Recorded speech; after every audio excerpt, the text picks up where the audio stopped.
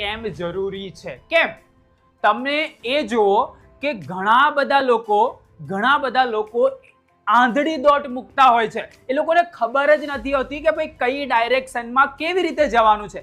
જ્યાં સુધી તમને રસ્તો નહીં ખબર હોય, જ્યાં સુધી તમારું ડેસ્ટિનેશન ક્લિયર નહીં હોય, ત્યાં સુધી તમે સફળતાના રસ્તા પર કેવી રીતે જઈ શકશો?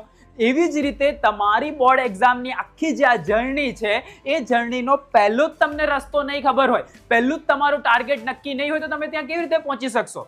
આપણે ઘણી બધી વખત એક સ્ટોરી કહીએ છીએ, અને સ્ટોરી હું ફરીથી તમારી સામે રિપીટ કરવા માટે જઈ રહ્યો છું કે ભાઈ તમે ઘરેથી નીકળો છો અને તમે ઘેરથી જ નક્કી કરીને જશો ને કે તમારે ક્યાં જવું છે.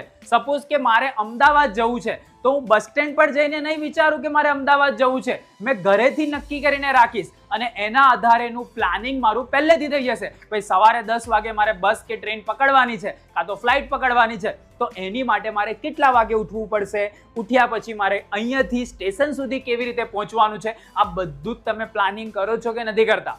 કરો છો. ત્યારબાદ જ તમે તમારા ડેસ્ટિનેશન પર પહોંચી શકો છો. વિધાઉટ પ્લાનિંગ તમે દાખલા તરીકે વિચાર્યું કે ભાઈ મારે આ જગ્યાએ જવું છે, પણ તમને એનો રસ્તો નથી ખબર, કેવી રીતે જવાનું, ત્યાં જતા કેટલો ટાઈમ લાગે છે, કેટલા કિલોમીટર્સ છે, આ બધી બાબતોની તમને જાણકારી જ નથી, તો તમે એની અંદર સફળ થઈ શકશો? એ જગ્યા પર પહોંચી શકશો? વિચારજો. તો તમે એક બાબતનું ધ્યાન રાખો કે તમે જે એક્ઝામની પ્રિપરેશન કરી રહ્યા છો, તમે જે પરીક્ષા માટેની તૈયારી કરી રહ્યા છો, એ પરીક્ષા માટે તમારી સામે એક ગોલ સેટ હોવો જોઈએ, એક લક્ષ્ય હોવું જોઈએ કે ભાઈ મારે આ ડાયરેક્શનમાં જવાનું છે ને આટલા પર્સન્ટેજ મેળવવાના છે. આપણે આ વખતનું સ્લોગન આપ્યું છે કે અબ કી બાર 99 પાર.